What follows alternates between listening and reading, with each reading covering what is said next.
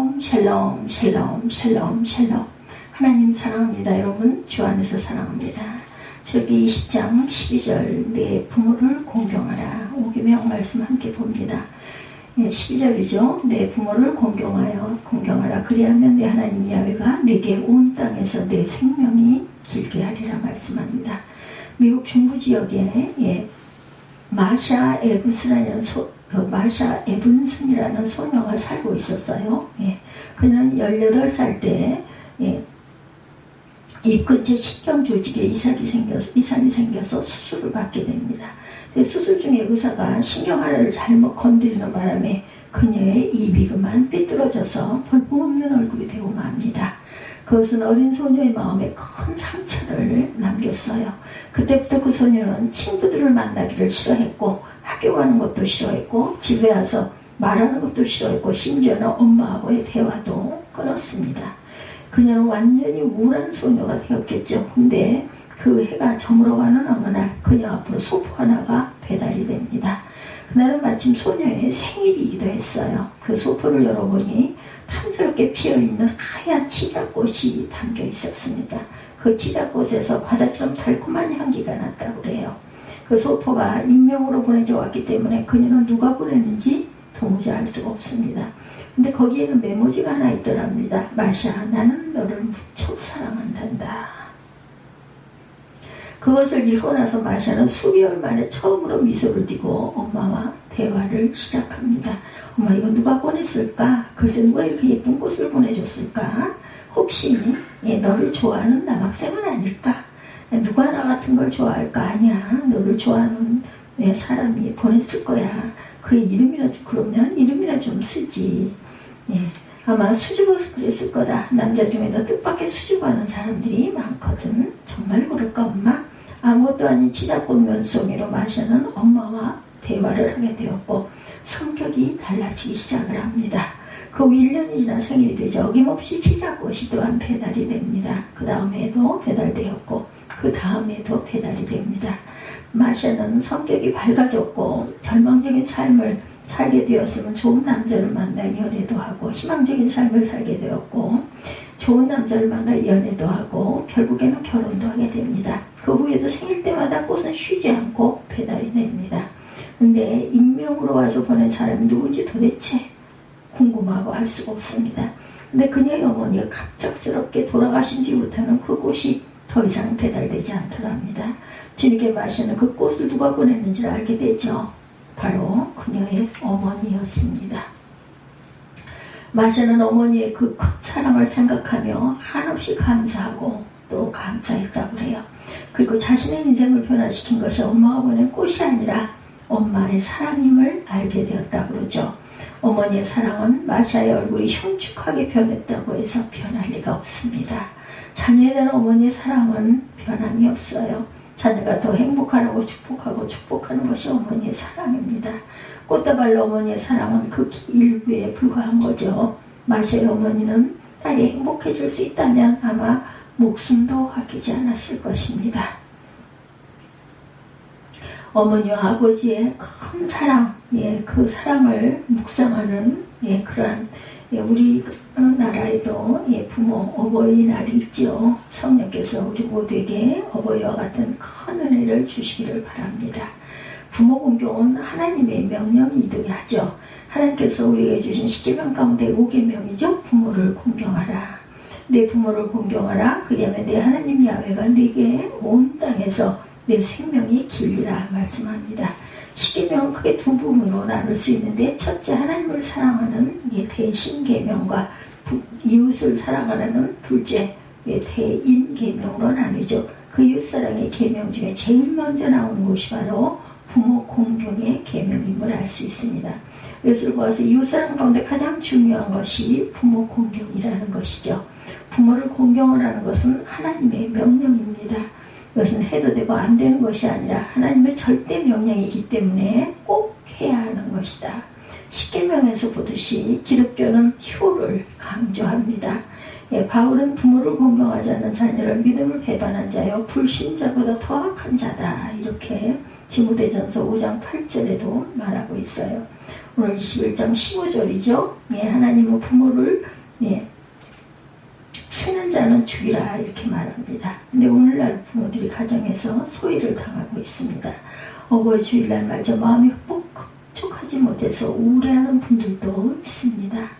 네, 가정에서 소외되는 그 부모님, 그 부모님을 온전히 공경할 줄 아는, 그리하여 영적인 축복을 받는 저와 여러분들이 되시길 바랍니다. 자녀들이 부모를 소외시키는 것은 핵가족 시대에 아주 옳지 못한 부산물이죠. 3대가 모여 사는 전통적인 대가족이 해체되고 한 세대가 독립하여 사는 핵가족 시대가 부모님의 소외를 부채질합니다. 요새는 결혼을 하면 거의 부모를 떠나려고 그러죠. 독립한다 이런 이야기를 많이 합니다. 심지어 조건에 맞지 않으면 결혼이 성립되지가 않습니다. 그래서 부모가 가출하는 경우도 있고 비교한 자살을 하기도 합니다. 부모님의 작은 방에서 외롭게 살고 있는 경우도 있죠. 그런데 그 부모님들은 자식이 욕먹을까 두려워 우리는 자녀들과 함께 사는 것을 좋아하지 않습니다. 자유롭게 살고 싶어서 이렇게 살고 있습니다. 우리는 현대적인 노인들입니다. 이런 이야기를 부모들이 하신다고 해요. 그러나 이러한 말은 실상은 외로움의 표현이기도 하다라는 것. 이렇게 핵가족화 그 무엇으로도 막을 수가 없는 세대가 되었어요. 그런데 이 핵가족의 밑바닥에는 개인주의가 또한 도사리고 있습니다. 각자의 이익이 있는 한 남편이고 아내이지 그 이익이 없으면 가정이 해체가 되기도 합니다. 핵가족화 된 가정 중심은 한 명이 두 명뿐인 그러한 그 자식이다. 부모들은 몇 안 되는 자신의 자식들을 위해 부단히 노력하죠. 자신이 가진 모든 것을 들여 자식을 키웁니다. 그러나 자신들의 행복을 포기하고 자식 교육을 위해 모든 것을 바쳤건만 나중에는 자식에게 버림을 당하는 부모님들이 종종 있습니다. 이런 결과 이런 것은 자식들이 너무 이기적으로 길러졌기 때문이다. 부모를 생각하기보다는 자기 자신만의 편리와 이익을 추구하도록 자식들을 떠받들었기 때문에 이런 결과에 이른 것이다. 우리는 자녀들이 하나님의 명령대로 부모를 공경할 수 있도록 교육시켜야 합니다. 신앙 안에서 효가 무엇보다 중요한 가치임을 알 수 있도록 자녀들을 교육시켜야 한다. 두 번째 부모는 우리는 부모의 사랑에 또한 보답해야 합니다. 어떤 어머니가 청산과부가 되어서 독자를 키웠는데 어느덧 그 독자가 청년이 됩니다. 그 청년 아주 예쁜 처녀를 사귀게 되었고 그 처녀가 그만 병들어 죽게 되었다고 그래요. 안타깝게. 역사는 사람의 간을 먹으며 의사는 사람의 간을 먹으면 처녀가 낫는다 이런 이야기를 했다고 합니다. 그 청년은 어디에서 사람의 간을 구할까 하고 한참 고민하다가 늙어온 어머니의 간을 빼내면 되겠구나 이렇게 생각을 했다고 그래요. 그리고 어머니에게 달려가 아무도 모르게 어머니의 간을 빼서 도망을 갑니다. 그 청년이 급하게 도망가는데 뒤에서 죽어가고 있는 어머니가 혼신의 힘을 다해서 소리칩니다. 아들아 천천히 가. 넘어질까 조심해라. 불효막심한 자식에게 죽음을 당하면서도 끝까지 아들을 사랑하는 어머니의 마음을 엿볼 수가 있죠. 실상 자식들은 어머니 간을 먹고 자라요. 부모님들은 자식들 때문에 애간장이 녹는다 이런 말을 합니다.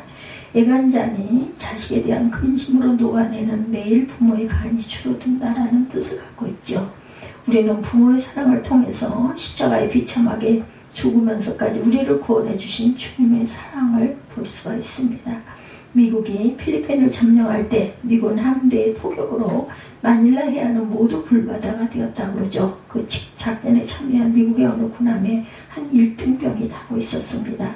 그 1등병은 긴장하여 촉으로 촉을 겨누고 있다가 실수로 자신의 군용 정보를 바다에 떨어뜨립니다. 그 1등병은 그것을 건지기 위해 바다로 뛰어들려고 총을 내려놓습니다. 그때 이것을 본 중대장이 그 1등병에게 총을 버리고 물에 뛰어들지 말라 명령합니다. 그런데 그 1등병은 명령을 무시하고 바다에 뛰어들어가 점포를 건져옵니다. 전쟁이 끝난 후 명령에 불복종한 1등병의 죄를 단죄하기 위해서 군법 회의가 열렸다고 그러죠. 전시의 명령 불복종은 종신형이나 사형이었다고 그래요. 재판장은 왜 전쟁 중에 중대장의 명령에 복종하지 않고 바다에 뛰어들었느냐 묻습니다. 그때 1등병은 그 점포에서 사진 한 장을 꺼내어 내밀며 돌아가신 어머니 사진이 그 점포에 있었기 때문이다 라고 말합니다. 그 사진에는 주름진 얼굴이지만 환하게 웃고 있는 60대 한 여성의 얼굴이 담겨 있었어요. 잠시 재판장에는 침묵이 흘렀습니다. 잠시 후 재판장은 재판장답지 않게 울먹이는 목소리로 어머니에 대한 효성 때문에 죽음까지도 각오한 이러한 희생정신으로 인해 우리나라는 위대한 나라가 될 수 있다면서 무죄를 선고했다고 합니다. 그 1등병은 어머니를 존경했고 사랑했고 효성이 지극했기 때문에 목숨을 걸고 어머니의 사진을 건져낸 것이죠. 우리에게 어머니가 계시다면 이 1등병의 이 정신을 본보다 아는 저와 여러분들이 되시기를 주님의 이름으로 축원합니다.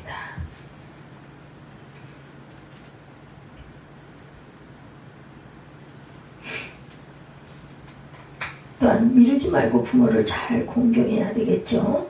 어렸을 때는 어머니 얼굴이 어떻게 생겼든 생활이 어떻든 인격이 어떻든 어머니가 최고였어요. 그런데 자녀가 성장하면 어머니가 최고가 아닙니다. 어머니의 단점이 보입니다. 인물도 보고 옷 입는 것도 봅니다. 어머니를 보면서 창피하게 생각하기도 합니다. 못난 자식들은 그런 부모를 업신여기기도 합니다.